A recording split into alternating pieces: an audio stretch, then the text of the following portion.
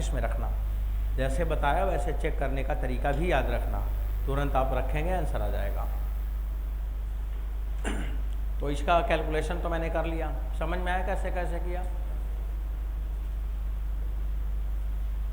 Main equation देखो ना इतना है, अब हमें टी का मान निकालना चाहिए था, तो फिर मैंने इस इक्वेशन पे आ गया, फिर यहाँ से हमने टी का मान निकाल दिया, कैपिटल टी की जगह ये रख दिया, बस उठाया उधर रख दिया, काम खत्म।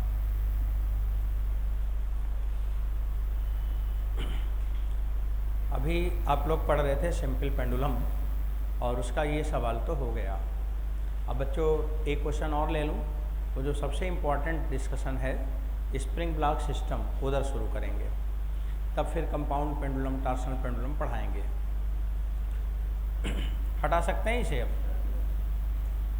हाँ नहीं, कुछ बोला नहीं आपको, हटा दिया जाए। तो चलिए अब आपको एक सवाल में टेस्ट कर लूँ, एक सवाल आप लगा लो, तब फिर आगे तभी बढ़ेंगे।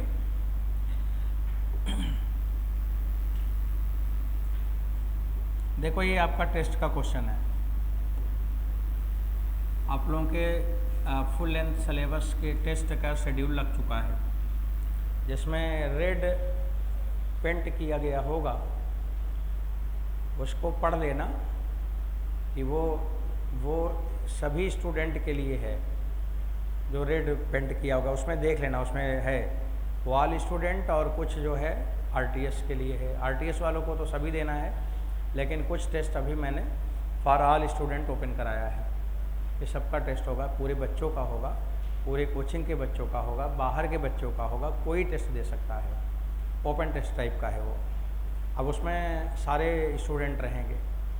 अब देखो जो आरटीएस हो रहा है वो बहुत इम्पोर्टेंट है, और वो जो अभी टाइम में टेस्ट होंगे, अब आपके मैक्सिमम कोर्स कवर हो चुके हैं। अब उसे अगर एक आध लाइन नहीं भी हुआ है तो मान लो कि हो गया है, अब उसे मत मानिए कि नहीं हुआ है, अब उसे मान लीजिए कि हो गया है।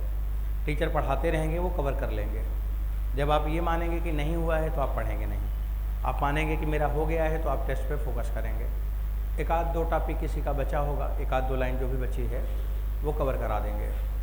ठीक है, तो आपको क्या करना है कि अपना पूरा सिलेबस को फुल्ली बढ़िया से बार बार रिवीजन करते जाएं। एनसीईआरटी की लाइंस जैसे एग्ज़ाम में आ रहा है, आज का पैटर्न है, उसके हिसाब से आप देखते जाएं, और वो फुल लेंथ पेपर को देना, और देकर खूब अच्छा सा स्कोर करो। आपके टेस्ट दो टेस्ट होते हैं यहाँ पे, एक आपका AIRTS हो रहा था रैंकर टेस्ट सीरीज, और एक अभिजय उस सेंटर पे चल रहा है, उसमें भी कई बच्चे यहाँ के ज्वाइन किए हैं, वो अभिजय टेस्ट में भी ज्वाइन किए हैं। उसका पेपर भी स्टैंडर्ड ही होता है, RTS जैसा ही होता है, कोई कम नहीं होता है, कभी कभी पैरेलल ही होता है, दोनों के लेवल लगभग वैसे रखे गए हैं। तो लेकिन उसमें जो टेस्ट हो रहा है एक स्टूडेंट का, आपके कोचिंग के स्टूडेंट का, सभी लोगों के नंबर तो बढ़े हैं, कुछ लोगों के नंबर कांस्टेंट ही रह गए, बढ़ने बढ़ते घटना भी शुरू हो गया, ये थोड़ा साइन अच्छा नहीं है। लेकिन एक ऐसा स्टूडेंट जिसका नंबर कंटिन्यूस बढ़ा है, मैं उसको शुरू से ही ऑब्जर्वेशन में रखा था, तब फिर मैंने आज बोला है कि उसका रिजल्ट लगा दिया जाए। अब रिजल्ट लगाने के लिए बोल दिया, तो उसका टेस्ट कंटिन्यूस बढ़ रहा है, टेस्ट का नंबर, और वो 693 तक ले गया है। 27 नंबर कम है, नहीं तो 720 आ जाए, तो 693 तक वो खींच के ले गया है नंबर अभी। लेकिन उम्मीद है कि वो अगर सब कुछ ठीक रहा तो मेंटेन कर लेगा, जिसकी ज़रूरत है। और अब अगला टेस्ट में वो आपके साथ उसको बैठाएंगे, जो भी टेस्ट हो रहा है उसमें सब लोग एक साथ बैठेंगे, तब देखा जाएगा कि ऑल द स्टूडेंट में क्या परफॉर्मेंस है, क्योंकि पेपर का लेवल भी चेंज हो जाता है कभी कभी, कहीं आसान हो गया, कहीं डिफ़िकल्ट हो गया, तो अभी सेम पेपर लेवल पे देखते हैं कि उसकी पोजीशन क्या आती है। तो कुल मिला के बच्चे जो मेहनत कर रहे हैं वो बहुत तेज़ी से कर रहे हैं, उनको चैन नहीं है, एकदम रात दिन लगे हुए हैं, कंटिन्यू काम कर रहे हैं। मशीन नहीं बनना है, लेकिन हमारा पढ़ने का लेवल बहुत अच्छा होना है। कभी कभी मशीन बन जाते हैं तो आप बैठे रह जाते हैं, लेकिन कोई सवाल भी नहीं हो पाता, कोई काम भी नहीं हो पाता। बल्कि एक टारगेट लेके जाना होगा कि आज हमें इसे कंप्लीट कर देना चाहिए, और शरीर को एकदम रिलैक्स रखेंगे तभी अच्छा कर पाएंगे। इसको बहुत ज़्यादा स्ट्रेस में नहीं डालना है, एकदम फ्रीडम में रखो, फ्री रखो, और ये जानते हुए कि सिलेक्शन तो ले ही लेंगे, सिलेक्शन तो ले ही लेंगे। मेडिकल कॉलेज में तो चले ही जाएंगे, वो तो जाना ही है, पर ये है कि अगर थोड़ा और अच्छा नंबर आ जाए तो अच्छा है, थोड़ा और अच्छा नंबर आ जाए तो अच्छा है, थोड़े और अच्छे सीख लें तो ठीक है, थोड़े और सवाल जो गलत हो रहे हैं वो भी ठीक हो जाए। इस चैप्टर में मान लो कोई डिफ़िकल्ट क्वेश्चन आ जाए, थोड़ा उसकी भी तैयारी कर लिया जाए, तो डिफ़िकल्ट लेवल भी थोड़ा थोड़ा देख लिया जाए। तो ऐसे करते रहेंगे तो ऑलरेडी नंबर आपके इंक्रीज करते रहेंगे। तो बच्चों चलिए, अब जो मेरे को दूसरा सवाल लेना है, अगला सवाल, लास्ट सवाल, उसको सुना जाए। देखो, ये पेंडुलम है और इसका मास m है, और ये बुलेट है, देखो ये बुलेट है छोटा सा, मास तो m है लेकिन नेग्लिजिबल डायमेंशन है, नेग्लिजिबल साइज। अब लिख दिया है साइज नेग्लिजिबल, तो नेग्लिजिबल लेना है। इसको मैंने वेलोसिटी दिया है v0। जब ये बुलेट फायर किया गया तो ये बाल के अंदर से होल करके बाहर निकल गया। जब ये फायर किया गया तो इसका मोमेंटम, इसकी बुलेट की वेलोसिटी 1/3 हो गया। तो जब बुलेट बाहर निकला तो कितना हो गया, 1/3 हो गया, 1/3 हो गया। और इसका एम्पलीट्यूड, इसका एम्पलीट्यूड ऐसे जाएगा ना, आगे भागेगा। जब ये फायर करेगा तो आगे जाएगा, ये तेज़ी से आगे भागेगा। तो ये मैक्सिमम कहाँ तक बाल गया वो कैपिटल A है। तो सवाल में पूछा है कि तब टाइम पीरियड कितना है। इसमें स्मॉल m छोटा है कैपिटल M से। तो स्टेटमेंट लिख रहा हूँ, if velocity of bullet,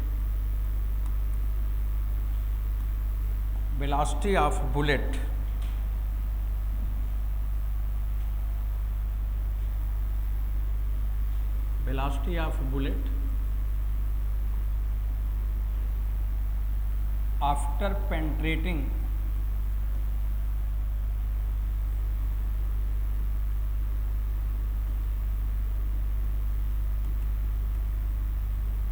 ball of mass m become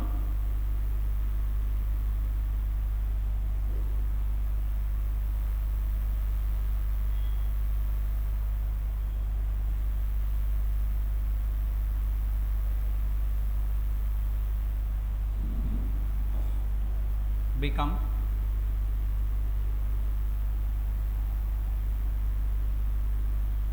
one third of initial velocity, 1/3 of initial velocity.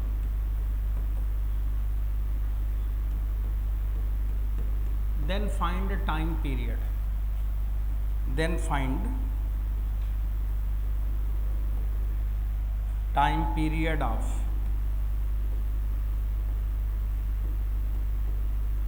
then find the time period of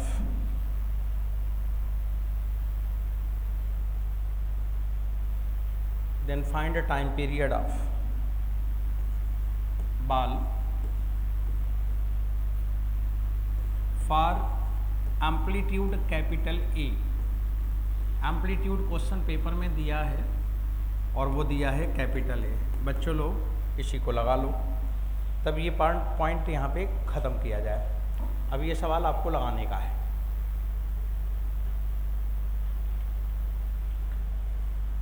तो ये नेग्लिजिबल साइज़ का डायमेंशन का, नेग्लिजिबल डायमेंशन का बुलेट पेंट्रेट करता है, और पेंट्रेट करने के बाद उसकी स्पीड क्या हो जाती है, 1/3 हो जाती है, और इस बाल का एम्पलीट्यूड कैपिटल ए हो जाता है। तो पूछा है कि बताओ इसका टाइम पीरियड कितना होगा।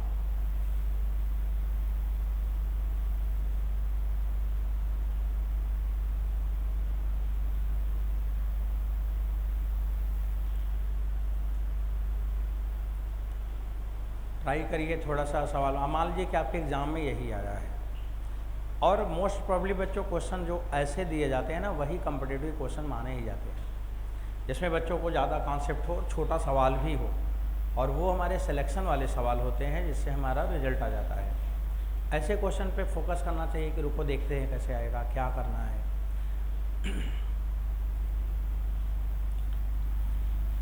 थोड़ा ऐसे बात करो, ज़रा मैं समझाता हूँ कुछ बात। ये देखो, ये जो बुलेट है ना, ये पेंट्रेट कर गया।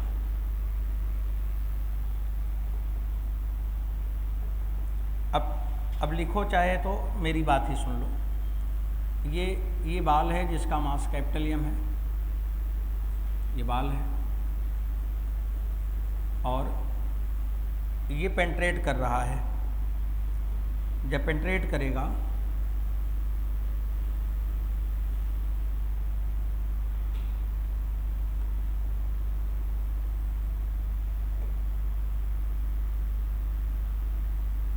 ये पार कर गया।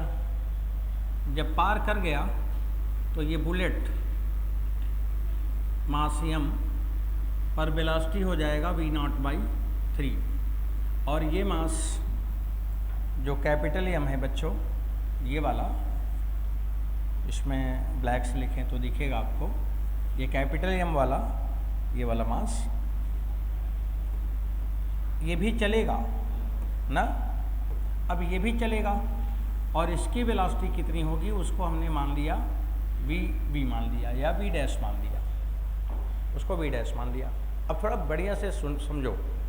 अब ये v डैश मान लिया, और यहाँ पे मोमेंटम का कंजर्वेशन है। क्या है? Conservation of momentum. देखो, ये है स्टैंडर्ड बात कि यहाँ पे मोमेंटम का कंजर्वेशन जो नाम लिया गया, मोमेंटम कंजर्व है। शुरू का मोमेंटम हुआ mv0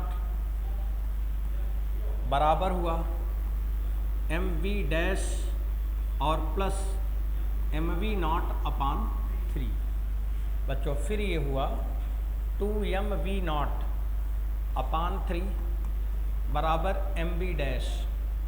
फिर ये v डैश का मान हुआ 2/3 स्मॉल m/M इंटू v0। ये इतना स्पीड आ गया।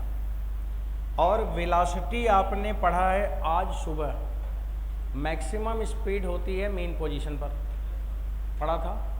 और मेन पोजीशन पे मैक्सिमम स्पीड क्या है? a omega. Maximum displacement a, maximum velocity a omega, maximum acceleration a omega square, ये 3 पढ़ा है। Maximum displacement a, maximum velocity a omega, maximum acceleration a omega square, right. अब यहाँ पे main position पे velocity maximum होती है। अब जब वेलोसिटी मैक्सिमम होती है तो ये मैक्सिमम वेलोसिटी क्या होगा? a माने एम्पलीट्यूड दिया है क्वेश्चन में, इनटू ओमेगा डैश लिख सकते हो, ओमेगा भी लिख सकते हो। ओमेगा ही लिख दिया, चलो डैश ही लिख दिया, बराबर 2m/3m इंटू v0। बच्चों, a एम्पलीट्यूड अपने क्वेश्चन पेपर में दिया है। Omega dash is what? This is the 2π/t dash. तो 2π/t dash equal to 2m/3 capital M into v0।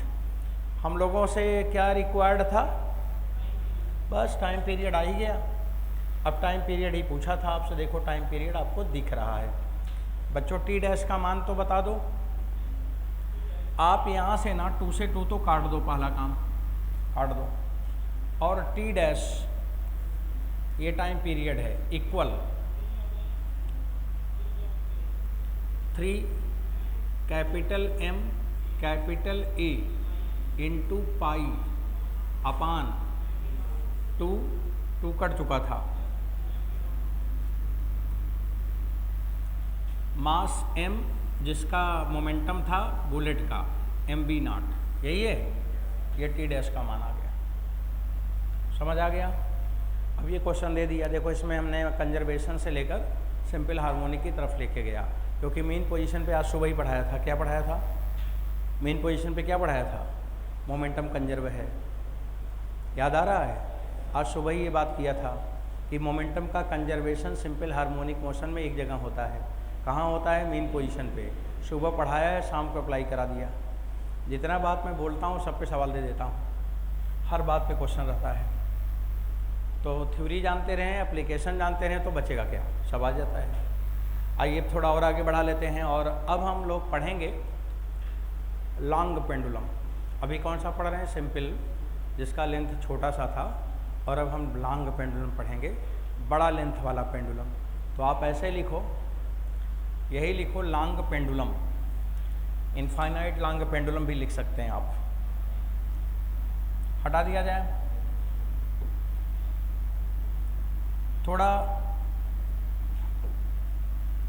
Long pendulum भी लिख सकते हैं, इनफाइनाइट भी लिख सकते हैं, तो लॉन्ग पेंडुलम ही लिख दिया जाए, ज़्यादा ठीक है।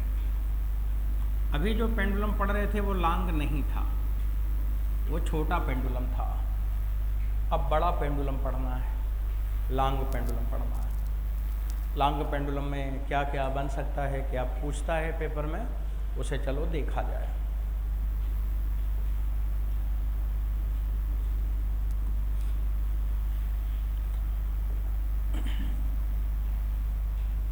बच्चों सुनो, ये मान लीजिए अर्थ है। अभी पेंडुलम कहाँ पे था? घर में, और अब कहाँ पे है? अर्थ पर। घर से निकल के अर्थ पे आ गए। अब अर्थ पे पेंडुलम को देखेंगे, अर्थ के रिस्पेक्ट में समझेंगे। और ये जो लाइन है सेंटर है, और ये मीन पोजीशन है। बच्चों जिस पेंडुलम की हम बात कर रहे हैं, वह पेंडुलम ले गए बहुत दूर, किसी दूसरे प्लैनेट पे कहीं पे मैंने सस्पेंड कर दिया। अब ये पेंडुलम यहाँ पे है, ये यहाँ पे है।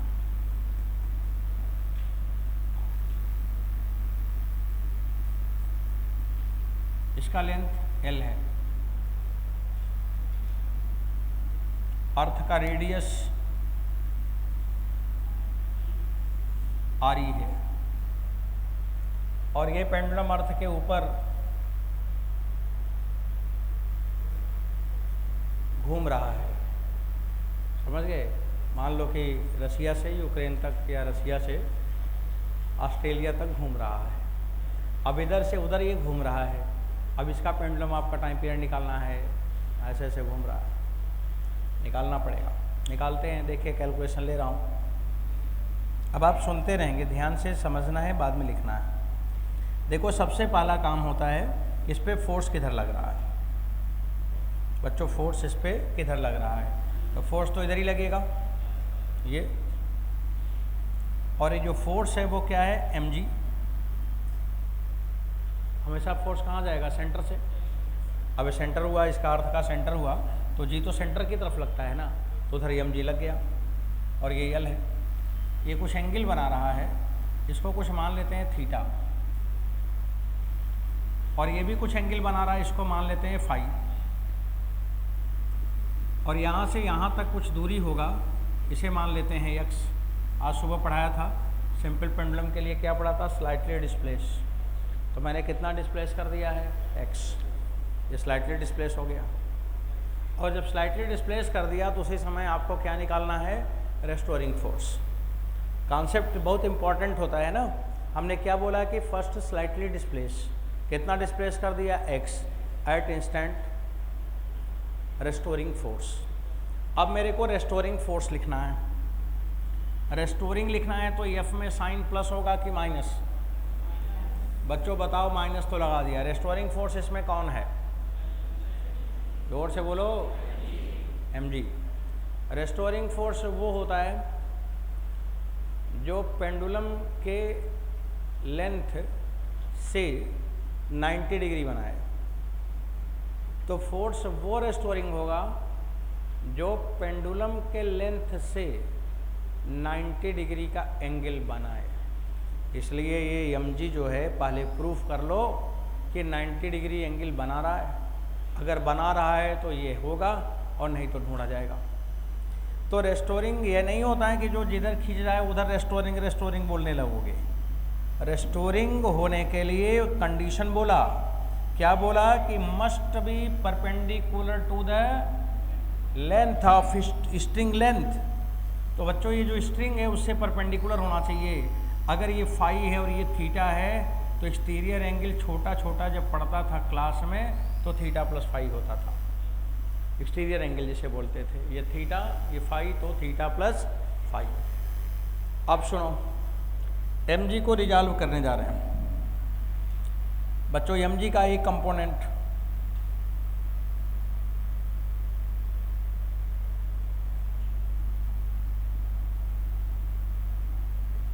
mg का एक कंपोनेंट इधर होगा,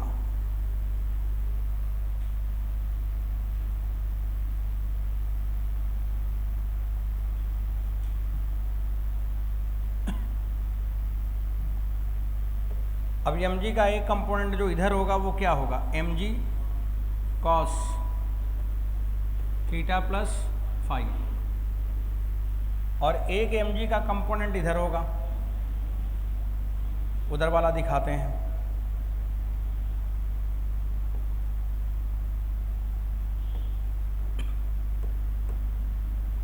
इधर वाला कंपोनेंट कितना होगा, 90 डिग्री पर। तो इधर वाला जो फोर्स होगा mg sine theta plus phi. तो बच्चों कौन सा इस रस्सी के साथ 90 डिग्री बनाया, तो इस रस्सी के साथ 90 डिग्री जो बनाया वो कौन सा फोर्स है, रेस्टोरिंग। तो रेस्टोरिंग फोर्स mg नहीं है, mg sine theta plus phi है। पहले ये पहचानना था, तो रेस्टोरिंग फोर्स पहचानना आ गया। चलो अब मैं लिखूंगा f का मान। f बराबर क्या लिखोगे, माइनस mg। f बराबर बच्चों लिखोगे minus mg sine theta plus phi. अब अगर थीटा स्मॉल हो, स्मॉल एंगल, होल्ड करो थोड़ा, रुके रहो, फॉर स्मॉल एंगल, क्योंकि एस एम पढ़ रहे हो तो एंगल तो स्मॉल ही लेना पड़ेगा। तो बच्चों एफ बराबर आप लिखोगे माइनस एम जी और थीटा प्लस फाई। एफ बराबर माइनस एम जी थीटा, जरा वहाँ से देखो थीटा, एंगल बराबर arc by radius, arc by radius. Theta दिख रहा है, उसके सामने का लेंथ, उसके सामने का लेंथ एक्स अपान एल, प्लस फाई दिख रहा है, उसके सामने का length x upon R E, R E लगभग उतना ही है। अब बच्चों एफ बराबर एम ए बराबर M G 1/L plus 1/RE into X. M mass पे डिपेंड नहीं करता तो कैंसिल हो गया। अब ए का मान आ गया, ए का मान आप देखो कैसे आ रहा है, एक्स का फंक्शन आ रहा है। तो आज सुबह ही पढ़ा था, ए बराबर माइनस ओमेगा स्क्वायर एक्स आ जाए तो मोशन एसएम हो गया। तो ओमेगा स्क्वायर एक्स आ गया कि नहीं, ओमेगा की जगह आ गया, टी आ जाएगा, सब आ जाएगा। बच्चों इसे फौरन 10 सेकंड में लिख लें। ये लॉन्ग पेंडुलम है। ये बोर्ड में जब एग्ज़ाम देते थे तो स्कूल के टीचर हर बार पूछते थे, तो यही सवाल वो दे के मुस्कुराते रहते थे कि लगाओ बच्चों लोग लगाओ। अब देखो कितना आसान है। अब उतना स्किल डेवलप नहीं रहता था बच्चों का, वो थोड़ा गड़बड़ कर देते थे। और कॉम्पिटेटिव एग्ज़ाम में आते हैं तो एंजॉय करते हैं, चीज़ों को सीखते हैं। तब आपको याद आता है कि अच्छा पहले जब पढ़ते थे देखो ये ऐसे ही इतना जल्दी से आ गया। तो उसी वही इंटरेस्ट है, वही मन करता है कि चलो पूरा लगा ले जाएंगे, पूरा नंबर पा जाएंगे। हमेशा ये देखना होता है कि हमें क्या फ़ायदा हो रहा है। अभी मैंने ये सीखा, अभी मैंने ये सीखा, और उसी को खुश होना चाहिए सोच सोच कर।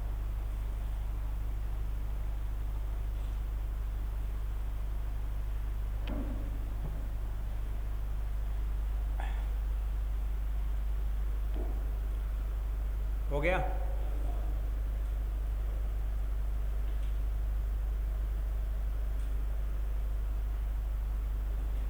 शिफ्ट करें क्या? चलो कुछ लोगों ने इसको कंप्लीट कर लिया है, आगे बढ़ाते हैं।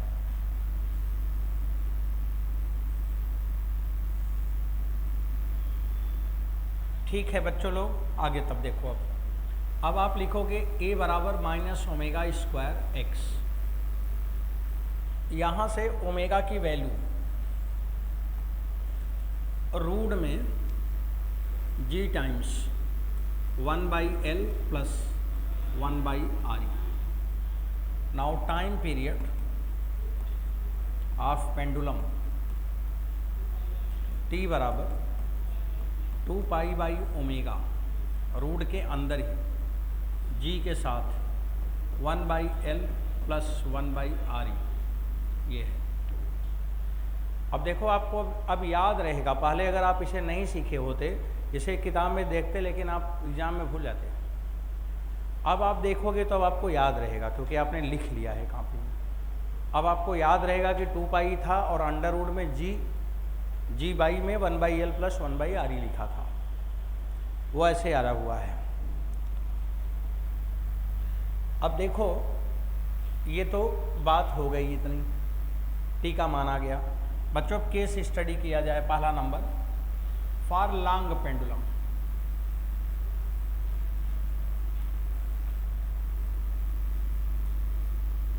केस हमारा यही है, मैं इसी के लिए पढ़ रहा हूँ। अगर लॉन्ग पेंडुलम है, सपोज एल का मान बहुत बड़ा है आर ई से, लेंथ क्या है, अर्थ के रेडियस से बहुत बड़ा है। जो पेंडुलम का लेंथ है वो अर्थ के रेडियस से बहुत बड़ा है। तो अगर ये 1/L कर दिया जाए तो ये बहुत छोटा होगा और इतना छोटा होगा कि 1/L क्या हो जाएगा, नेग्लिजिबल। आप ये भी कह सकते हैं कि L इनफाइनाइट हो जाए तो इनफाइनाइट लॉन्ग हो जाएगा, और अगर L इनफाइनाइट हो जाए तो पहले जीरो हो जाएगा 1/इनफाइनाइट। तो दोनों केस है, चाहे हम ये वाला लिख लें लॉन्ग पेंडुलम, चाहे लिख लें इनफाइनाइट लॉन्ग, दोनों के लिए बात एक ही आनी है। अब आप ये 1/L को चाहे नेग्लिजिबल कर लो, चाहे 1/L को जीरो लिख लो। तो टी का मान कितना आ रहा, 2π अपान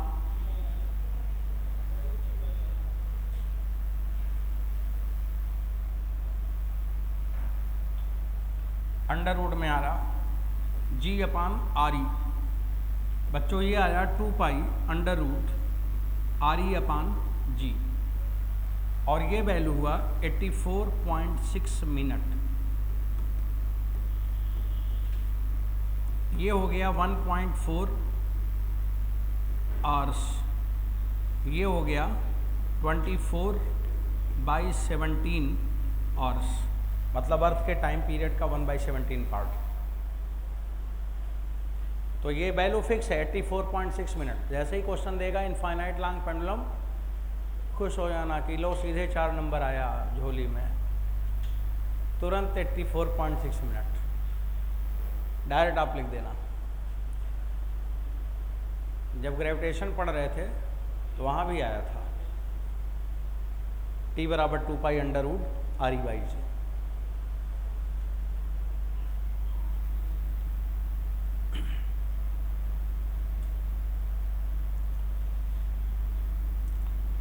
एक तो ये क्वेश्चन हो गया।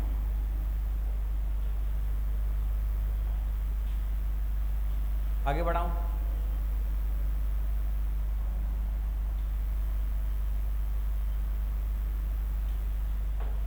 बच्चों नीट के पेपर का एक सवाल है।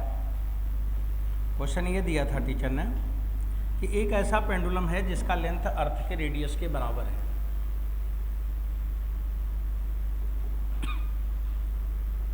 सवाल जो दिया गया था, लिखा था कि if pendulum length equal to earth radius L बराबर RE है तो t का मान क्या होगा। L का मान अर्थ के रेडियस के बराबर है तो t का मान क्या होगा। तब L बराबर RE है तो t बराबर आप क्या लिखोगे, 2π अंडर रूट के अंदर g 1/L this is RE, 1/RE this is RE। जहाँ L है वहाँ भी RE लिख दो, RE की जगह तो RE होगा ही होगा। अब आप लिखोगे 2π रूट में 2g अपान RE, फिर आप लिखोगे 1/√2 2π अंडर रूट RE अपान g। बच्चों नीट क्वेश्चन है, पेपर में देखोगे तो सवाल आपको दिख जाएगा। दोनों पूछा, वो भी पूछा ये भी पूछा है, सब पूछा है। अब आप लिखोगे t का मान 1/√2 ऑफ 84.6 मिनट t बराबर √2 इज 1.4 इंटू 1.4 आर बराबर क्या हुआ 1 आर। तो t का मान 1 घंटे। तो किस पेंडुलम का टाइम पीरियड 1 आवर होता है? क्वेश्चन है किस पेंडुलम का टाइम पीरियड 1 घंटे होता है? वो पेंडुलम जिसका लेंथ अर्थ के रेडियस के बराबर है। किस पेंडुलम का टाइम पीरियड 84.6 मिनट है? वो पेंडुलम जिसका लंबाई इनफाइनाइट है, बहुत बड़ा है, और अगर अर्थ के रेडियस के बराबर है तो 1 घंटे है। यही सब एनसीईआरटी की किताब में है और यही सब क्वेश्चन पूछेंगे। हम पढ़े रहेंगे, हम डायरेक्ट गोला भरेंगे, लगाएंगे नहीं एग्ज़ाम में। क्लासरूम में कैसे आ रहा है वो दिखाया जा रहा है कि कैसे 84.6 आया, कैसे 1 आवर आया, ये दिखाया जा रहा है। अब बच्चों ये लॉन्ग पेंडुलम की बात तो कंप्लीट हो गई, ख़त्म हो गया। अब जब आप इतना लिखे हो तो थोड़ा सा बात और कर लेते हैं। अब मैंने लिखा for L much less than R E. अब ये लॉन्ग पेंडुलम है कि स्मॉल पेंडुलम? छोटा पेंडुलम है, एल बहुत छोटा है। अगर एल बहुत छोटा है तो 1/L बहुत बड़ा होगा, तो अब कौन नेग्लेजिबल होगा? 1/RE। कौन नेग्लेजिबल होगा? 1/RE। अब इसमें 1/RE को नेग्लेजिबल करना है, नेग्लेजिबल। तब बच्चों t का मान होगा 2π√G 1/L, और 1/RE क्या है? नेग्लेजिबल है। तो नेग्लेजिबल है तो उसे छोड़ दो, सही है। अब उसे मैंने छोड़ दिया, 1/RE को छोड़ दिया। तो जब 1/RE को छोड़ दिया तो t का मान आ गया t बराबर 2π√L/G। ये t का मान आ गया, t बराबर 2π√L/G। ये आपका सुबह वाला पेंडुलम आ गया। तो देखो इसी बड़े पेंडुलम से सारे पेंडुलम आ जाते हैं, छोटा वाला भी आ गया। अब बच्चों मान लो किसी के घर में एक पेंडुलम है और उसका लेंथ 1 मीटर है। अब 1 मीटर लंबाई का पेंडुलम मान लो ले लो, इनफाइनाइट ना लो, अर्थ के रेडियस के बराबर ना लो, 1 मीटर ले लो। तो जब 1 मीटर ले लोगे तो t बराबर 2π√1/G और √G बराबर पाई स्क्वायर बराबर G। आज सुबह सवाल चल रहा था, तो √G माने पाई, तो ये आ जाएगा सीधा सीधा 2 सेकंड। तो ऐसा पेंडुलम जिसका टाइम पीरियड 2 सेकंड हो उसे कहते हैं सेकंड पेंडुलम। क्या कहते हैं? Second pendulum. कोई पूछे कि सेकंड पेंडुलम क्या है, तो बोलो ऐसा पेंडुलम जिसकी लेंथ 1 मीटर हो।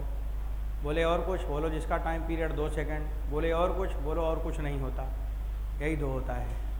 या तो लेंथ 1 मीटर कह दो या तो टाइम पीरियड 2 सेकंड कह दो। अगर 1 मीटर लेंथ का पेंडुलम है तो उसे हम लोग कहेंगे सेकंड पेंडुलम।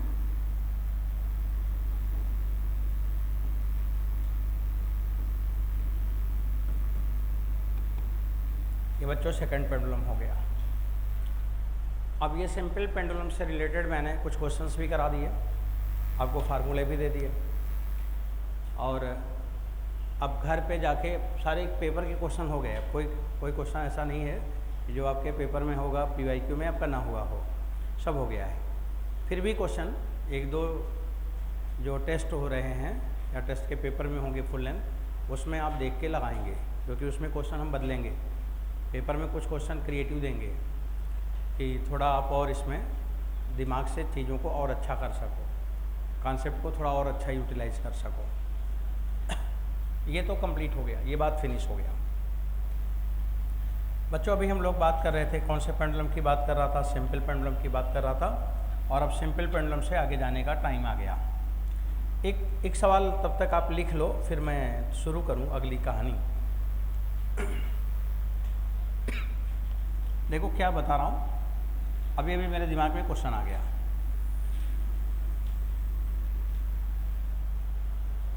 यहाँ पे ये कोई कंटेनर है, स्फेरिकल है, और ये इसका सेंटर है। बच्चों ये इसका सेंटर है।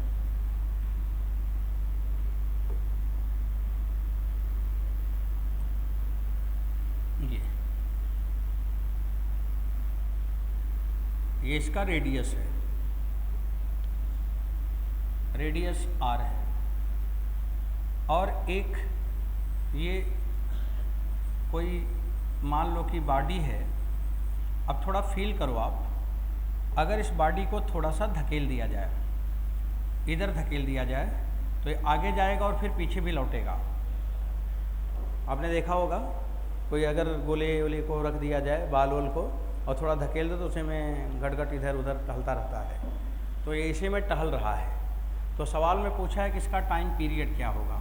तो क्वेश्चन में पूछा है कि टाइम पीरियड ऑफ बाल। इसमें कहीं कोई फ्रिक्शन वगैरह सफिशिएंट फ्रिक्शन है कि ये घूम सकता है, कि नेग्लेजिबल मास का है, नेग्लेजिबल साइज का है, कोई रेडियस ओडियस नहीं दिया है तो साइज नेग्लेजिबल है।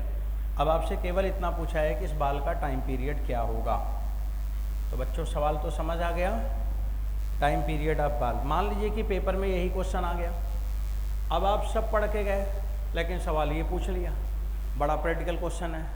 हर बच्चा सोचेगा कि हाँ हम लोग छोटे छोटे थे तो ये देखा करते थे, कोई चीज़ उसमें डाल दो तो ऐसे ऐसे घूमता था, तो बोलेगा कि बड़े हो गए तो टाइम पीरियड ही निकाल लो कम से कम। अब आपको यही सवाल लगाने को दे दिया, क्या करोगे, पेपर में खुद दे सकता है। इसीलिए हमें कॉन्सेप्ट बहुत सेट करना होता है।